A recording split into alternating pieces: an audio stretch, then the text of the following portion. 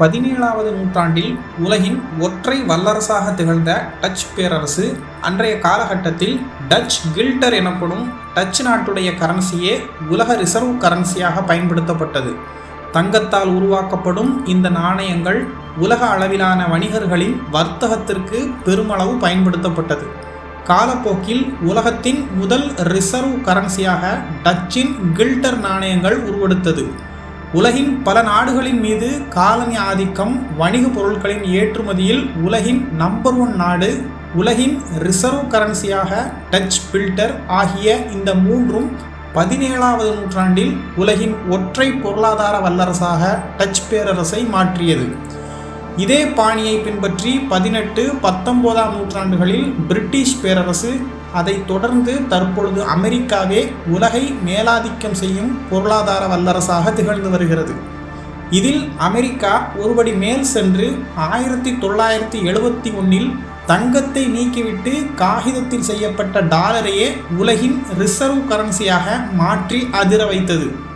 Convertibility of the dollar into gold or other reserve assets and in the best interest of the United States. டாலருக்கு உலக அளவில் ஏற்பட்டிருக்கும் மதிப்பு மற்றும் நிலைத்தன்மை காரணமாக உலக நாடுகள் டாலரை ரிசர்வ் கரன்சியாக ஏற்றுக்கொண்டது.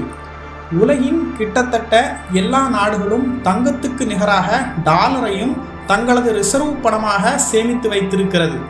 17வது நூற்றாண்டின் நெதர்லாந்து போல இன்று உலகத்தின் பல நாடுகளை மேலாதிக்கம் செய்யும் அமெரிக்கா உலக ஏற்றுமதியிலும் நம்பர் 1 நாடாக இருந்து வருகிறது. மேலும் தங்கள் நாட்டுடைய டாலர் உலக அளவில் ரிசர்வ் கரன்சியாக பயன்படுத்தப்பட்டு வருகிறது.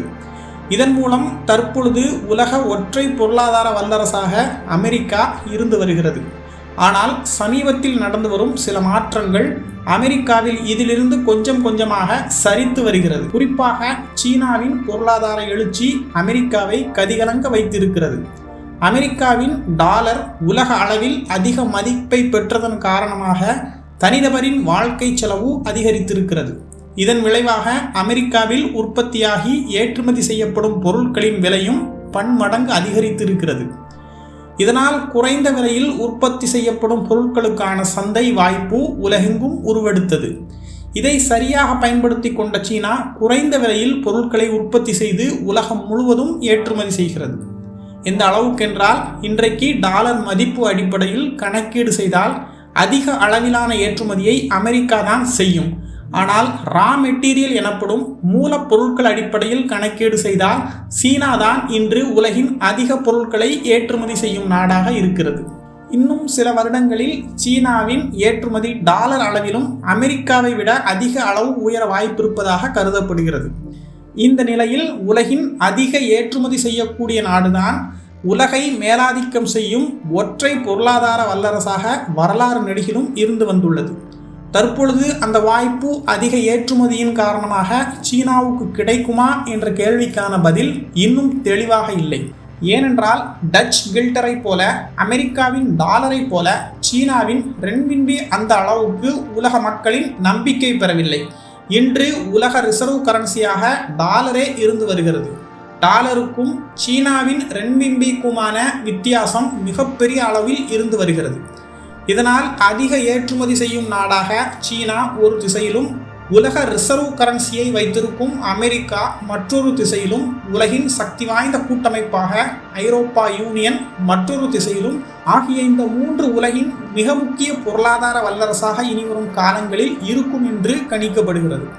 கடந்த 2021ஆம் ஆண்டின் ஆப்கான் போர் முடியும் கட்டத்தில் அமெரிக்கா ஆப்கானிஸ்தானின் அமெரிக்க ரிசர்வ் டாலர்களை முடக்கியது. அதேபோல் 2022ஆம் ஆண்டு உக்ரைன் போர் காரணமாக ரஷ்யாவிடம் இருந்த அமெரிக்க ரிசர்வ் டாலர்களை அமெரிக்கா முடக்கியது. இந்த 2 நடவடிக்கைகளும் அமெரிக்க டாலரின் நம்பகத்தன்மையை உலக நாடுகள் மத்தியில் சற்று அச்சுறுத்தலை ஏற்படுத்தி இருக்கிறது. இதனால் அமெரிக்காவிற்கு மாற்றாக புதிய உலக ரிசர்வ் கரன்சி ஒன்றை உருவாக்க வேண்டும் என்ற முயற்சியில் பல்வேறு நாடுகள் இறங்கி இருக்கிறது.